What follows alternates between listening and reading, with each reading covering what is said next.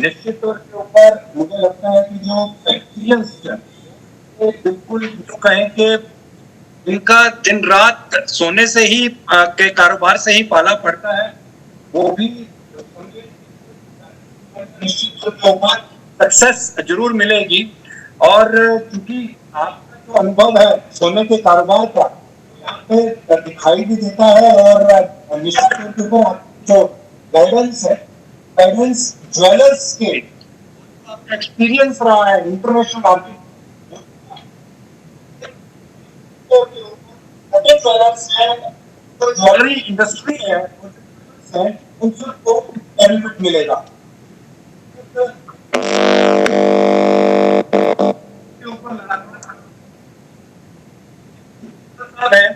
क्योंकि जैसा कि मैंने बताया कि योगेश सिंघल को जो बेनिफिट्स हैं उसके लिए दिन रात काम करते हैं, कैसी भी क्यों ना हो, उसको भी एक बड़े अंदाज के साथ में और बड़ी प्रायोरिटी देकर के उन छोटे छोटे केसेस को भी ज्वेलर्स के हित के लिए सॉल्व किया है। क्योंकि मुझे पता है और मैंने नजदीक से भी देखा है, चाहे वो ज्वेलर्स के लिए सफाई का उनकी मार्केट इंडस्ट्री को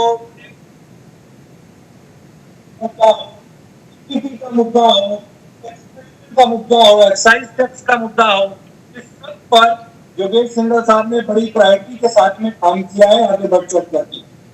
और योगेश सिंघल साहब के बहुत सारे क्वेश्चन है, क्योंकि जब हम लोग वेबिनार के लिए इनको इनवाइट कर रहे हैं, अब हेल्दी डिस्कशन मेरी जो क्वेश्चन तो योगेश सिंघल साहब से रेज करें। Yogesh ji, over to you, ये प्लेटफॉर्म आपके पास। सुरेश जी, मैं आपको थोड़ा पीछे ले जाना चाहूंगा। जब से ये मल्टी कमोडिटी एक्सचेंज चालू हुआ है, ये 2003 से मल्टी कमोडिटी एक्सचेंज, जिसको एमसीएक्स भी हम कहते हैं, ये चालू हुआ है। और आज तक 2020 में 17 साल का जो मेरा अनुभव रहा है, इसमें मेरा अनुभव थोड़ा सा खराब रहा है मल्टी कमोडिटी एक्सचेंज में। क्योंकि एक तो इसके साथ साथ डब्बा ट्रेडिंग भी शुरू हो गई, जिसमें कि कोई भी किसी प्रकार का उनको एडवांस नहीं देना पड़ता, कोई सीटीटी नहीं देना पड़ता, कोई ब्रोकरेज नहीं देनी पड़ती, फ्री में वो लोग बुक कर लेते हैं और उनसे एक कलम, चाहे कितनी भी क्वांटिटी हो, वो एक कलम खरीद और बेच करते हैं। जिससे हमारे ज्वेलरी इंडस्ट्री में जो 17 सालों में है, जो मैंने अनुभव किया या मैंने जो देखा, जिन लोगों के पास अपना दुकान का 50-50 किलो का स्टॉक अपना होता था, वो 50-50 ग्राम के लिए धक्के खा रहे हैं और अपने जीवन को चलाने के लिए छोटी छोटी उधार को वो मांग रहे हैं, जिसका सबसे बड़ा कारण ये मल्टी कमोडिटी एक्सचेंज रहा। हालांकि ये हेजिंग का टूल है, जैसा कि भाई साहब ने बताया, पाटिल साहब ने, कि भाई ये हेजिंग का टूल है, लेकिन इससे कहीं ना कहीं हमारे ज्वेलर भ्रमित होते हैं और वो स्पेकुलेशन की तरफ मुड़ जाते हैं। तो मेरा एक्सपीरियंस इस तरह का रहा है कि इसमें वोलेटाइल, 2003 से पहले मैं भी एक ज्वेलर था, मैं 81 से इसी लाइन में हूं। तो पहले 50 रुपए की तेजी मंदी पूरे दिन में आती थी, तो वो ज्यादा मतलब दिक्कत नहीं करती थी, अफोर्डेबल थी। आज 5-5 हजार रुपए की, यानी कि 5 लाख रुपए की 1 किलो के पीछे तेजी मंदी आने लगी है, जो कि अनअफोर्डेबल है। जो लोग हेजिंग भी नहीं करते हैं, जो लोग स्पेकुलेशन भी नहीं करते हैं, सट्टा भी नहीं खेलते हैं, तैयारी बेचते हैं, तैयारी खरीदते हैं, अब उनको ये हालत हो गई है कि एक फोन पे भाव काटा और एक फोन पे भाव खरीदा। मेरे जैसे दुकानदार को इससे बचने के लिए, अगर किसी ने 3 लाख रुपए की ज्वेलरी खरीदी है, तो मेरे को 100 ग्राम बुक कराना पड़ता है, भले वो 5 लाख का हो। मतलब हालत ये हो गई है कि अपने आप को बराबर करने के हिसाब से। तो कहीं ना कहीं हम ये सोचते हैं कि कहीं हमारी इंडस्ट्री इससे तबाह तो नहीं हो रही है।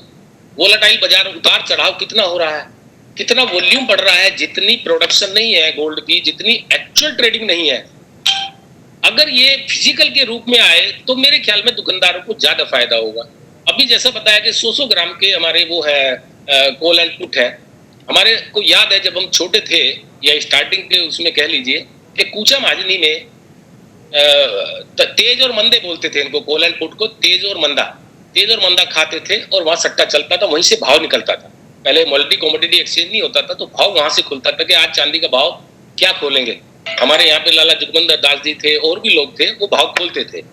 तो कहीं ना कहीं इस चीज के अंदर हमारी जो ज्वेलरी इंडस्ट्री है उनका बहुत बड़ा नेगेटिव इफेक्ट है, या उनकी सोच इस तरह की है। हालांकि हमारे यहाँ भी दो लॉबी है, एक इंपोर्टर लॉबी है। इंपोर्टर लॉबी वो कहती है कि हेजिंग टूल है, हमारे को इससे आराम हो गया है क्योंकि हमारे को तेज मंदी इससे बचाव हो जाता है। लेकिन एक ज्वेलर है, उसको कॉल एंड पुट से या मल्टी कमोडिटी एक्सचेंज खरीदने से क्या लाभ हो सकता है।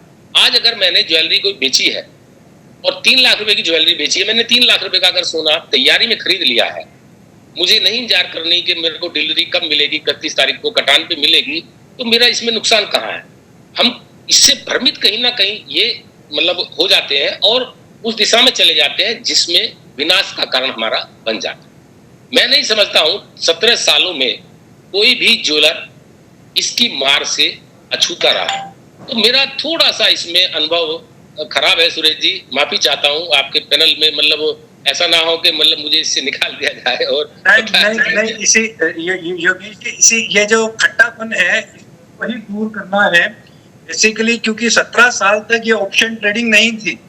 तो ये 17 साल के बाद जब ये ऑप्शन ट्रेडिंग आई है तो ये जो जितने भी क्वेरीज हैं निश्चित तौर के ऊपर, देखिए ये एक हेल्दी डिस्कशन है और आपका ये जो एक्सपीरियंस है निश्चित तौर के ऊपर जो ट्रेड की जो प्रैक्टिसेस है उसको कहीं ना कहीं हेल्दी एक डायरेक्शन देगा।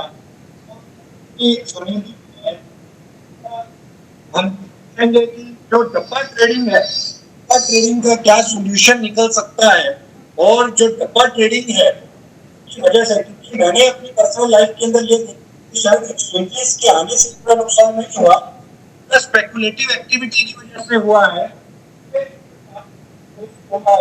क्योंकि लोगों का जो स्ट्रेटेजी रही भाई नुकसान बुक नहीं करना है, तो क्या करते हैं 100 रुपए का अगर नुकसान दिख रहा है और ये दिख रहा है कि मार्केट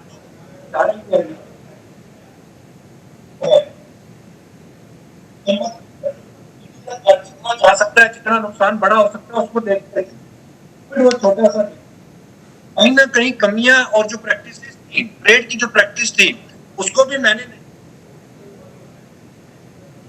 इसके ऊपर करेंगे। आप अपनी बात को पूरा करें और आगे बढ़ें। इसमें सुरेश जी क्या है, आज मेरी जेब में 1 किलो की पेमेंट नहीं है और मुझे तेजी दिख रही है, तो मैं कहीं ना कहीं मैं कॉल एंड पुट में जाने की कोशिश करूंगा कि भाई मुझे फ्यूचर में तेजी नजर आ रही है तो मैं इस दाव को खेल जाऊं।